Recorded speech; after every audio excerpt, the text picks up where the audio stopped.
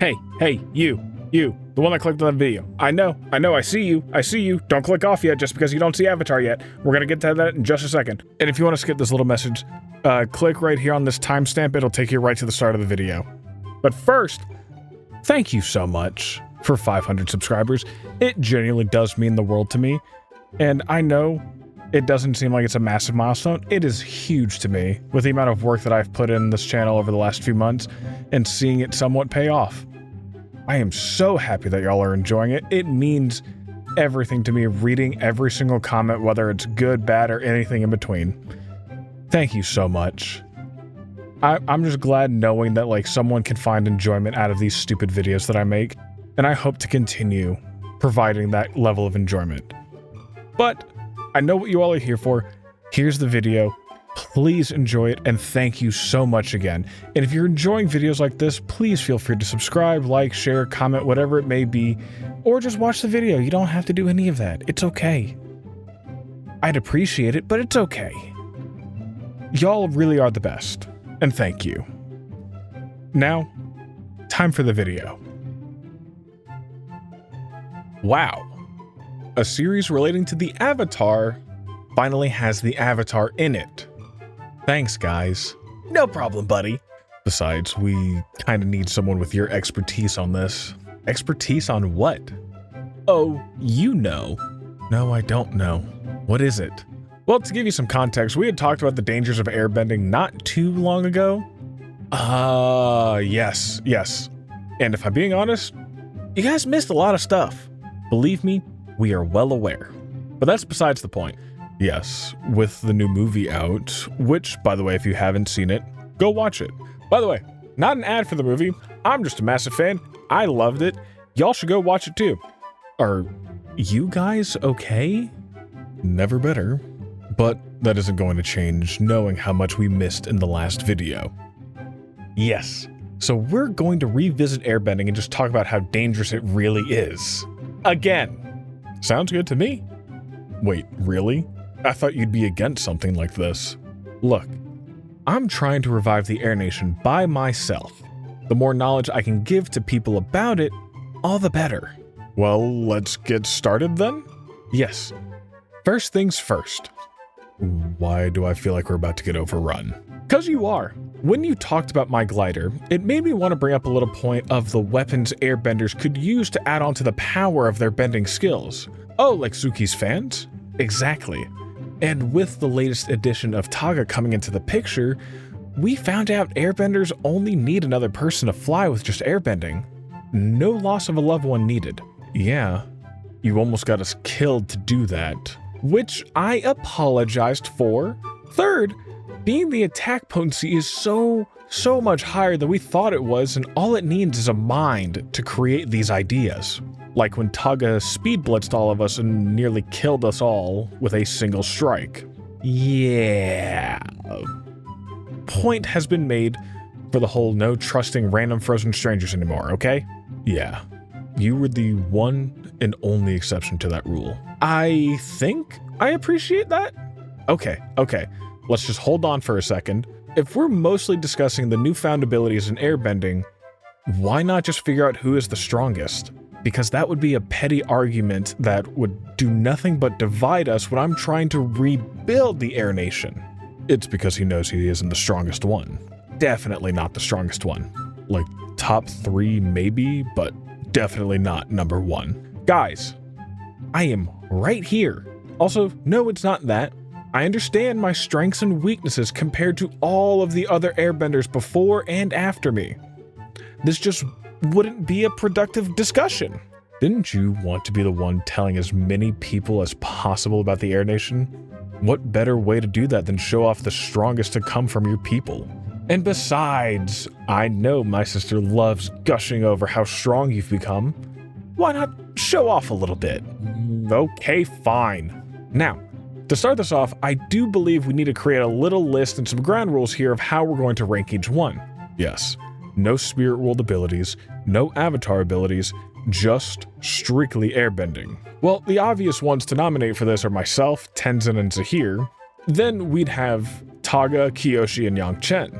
than the man who taught Aang all he knows about airbending, Monk Gyatso. And just so we don't spend days talking about this, how should we rank them here? Let's break it down into 3 categories. 1. Mastery of airbending. 2. The creative uses they've used airbending. And of course 3. The biggest feat of strength or power using airbending. I feel like I'm gonna get tacked on that last one, especially since I use the avatar state for my big moments. Yes, you do. But let's start off with the first category, Master of Airbending. This will knock off some points for Zahir, who only had gained his power during the harmonic convergence. No slight on him though, considering he was able to gain the mastery of flight that is his other methods of using airbending. Focusing only on the positives right now. Not that. I believe the next one to go would be Kyoshi, since the rest of the people she is up against are all either air nomads or a newfound air nomad. Let's not undersell it though. When it comes to raw bending power, very few people can match her. Even after fighting both Taga and Ozai, she scares me the most. Oh, 100%. Now, this is a part where it gets really dicey, mainly because we haven't seen a lot from the next couple of people, including Avatar Yang Chen. But the things we do know she can do are just mind-boggling. The sonic scream, the vacuum technique, almost finding another form of flight for airbenders. I'm sorry, the vacuum technique? Basically, she can deprive a room of its air, turning it into a vacuum-like space. I am so glad we didn't talk about that in the last video. Not to mention, she could also turn it into little spheres to counteract Combustion Bender's technique. That would have been helpful. Aang. Hey, I learned about it in a scroll 10 years after we met him, okay? Well, with all that said then, the next one off would be you, Aang. What? Don't get us wrong. You are truly a master of airbending, but the next people are either your teacher, someone you claimed you can learn a lot from, or other master air nomads with decades of experience. But I taught everything Tenzin knows. Yes. And we're going to get to him next because of that fact. You two are basically neck and neck. The one thing that does separate you two is that he studied and mastered only airbending for 50 years, where you had to focus on mastering all of the elements. Don't worry, it's not a knock on you. Well, if anyone's right above me, my son would make the most sense. And I know he is your son, but I think a good way to show his true mastery of airbending was his fight against Zahir. It really was one of the purest forms of raw talent versus hard work and dedication to the craft. In every way, Tenzin seemed to have the upper hand on Zahir, but then he got jumped. It turned into a 4v1 against 4 criminals that were locked in specially made prisons, not to mention each one was either a lava bender, a combustion bender, and a non-pacifist airbender. And he did not stop. Even after his siblings were taken down, he kept fighting back, almost getting to a stalemate if Plea wasn't there. It was a pure form of the I'm still standing. Indeed it was. Which is why he firmly stays in our 4th spot. And that brings us to our 3rd spot, correct? Yes, it does. Taga. Even though he was frozen for thousands of years, he came out of the ice with the power to hold up a mountain, and then later beat the crap out of the current Fire Lord, the strongest waterbender in the world, the greatest earthbender, myself, and the Avatar. All without really breaking a sweat, too. Not to mention, the way he was so in tune with his element, it reminded me of how the Sun Warriors were with the dragons. He was incredibly powerful, and knowing that he was given those powers and not a natural-born airbender furthers the point of his mastery of it. This is where we have to be very careful with these next 2 spots, solely for the fact that we have not seen so much of them like we have with the others. Exactly. Which is why the next 2 are going to be very difficult to measure. If they're both so difficult to measure, then why not just tie them for first? I don't have an issue with that. The viewers might, but I don't. So tied at first is Avatar Yang Chen and Monk Gyatso. We've already done a very deep dive on Yang Chen, But to go over why she is so high on the list of mastery is the sheer amount of airbending styles she had mastered. Regular airbending, sound bending, the vacuum technique now. Yeah, she might have been a master of airbending, still not happy going to her for the advice she gave me on how to deal with Fire Lord Ozai. Then we have Monk Gyatso, a master airbender for over 70 years who was not only a high-ranking air nomad, but also in charge of teaching the Avatar. Not to mention, when the air temple was raided, he took out many Fire Nation soldiers who were powered up by Sozin's comet, and we've talked about how strong they were with the comet. He was one of the few people in airbending history who truly embodied the spirit of airbending, knowing the pacifist and peaceful lifestyle we are meant to lead, while also being able to have the power to defend it when it's needed. So, with the first category of Mastery of Airbending, we have Zahir in last place, then we go to Kyoshi, Aang, Tenzin, Taga, and a tie at first between Yangchen and Gyatso. Still not happy about that, but it's alright. I know I'll be higher up on the next categories. Yes, for sure. And the next category will be the creative uses we have seen for airbending. And to explain how this category will work, we will look at all the little tricks from airbending, going from the air scooter all the way to flying. This is a quantity test, where the last one was basically a quality test. A lot of people we don't know a lot about will take a hit on this category. Yes, and sad to say, the prime example of this is going to be Avatar Kyoshi, who will be in last place. While we did see her use her fans to help channel her airbending, she had struggled to master it throughout learning the 4 elements. So unfortunately, she does fall into last place for this. Next place would probably have to be Tenzin. Yes, it sounds weird knowing how much of a master he was at airbending, but he's a textbook definition of what a perfect student looks like on paper. He was an amazing airbender and he took his studies incredibly seriously, but he never really pushed the bounds of airbending. I don't doubt he could easily top this list in the future, but he fell into the trap I put him in, rebuilding the Air Nation. Yes, and that is more important than any list we can make, but he still does fall into 6th here. The next one's a little difficult because I learned a lot from Gyatso, but we never saw what all he did. He does fall into the category of the more carefree airbenders, leading to more creative possibilities, and he is still going to fall into 5th place due to the fact that we just didn't see him use much of it. But this is a 5th place knowing he taught one of the airbenders in front of him. Exactly.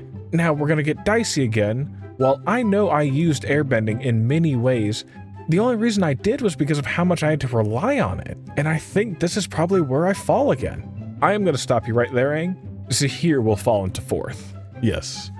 While he may have shown his 2 most devastating attacks with airbending, this isn't purely an attack-based category. Oh, well, that actually makes sense.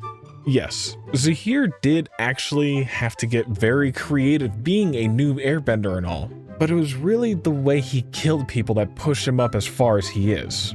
Still hate the air sphere. So then I'm 3rd? Yes, you are. You had the benefit of showing all of the kid-like creatives from the air scooter to the little ball trick you did on Kyoshi Island. Not to mention the way you were able to use the glider. You don't just fly, but you're a master of fighting in the air. And also the dodging that you showed against both Combustion Man and Ozai. You truly are the perfect mixed bag of all the principles of airbending. Guys, I'm touched. Thank you.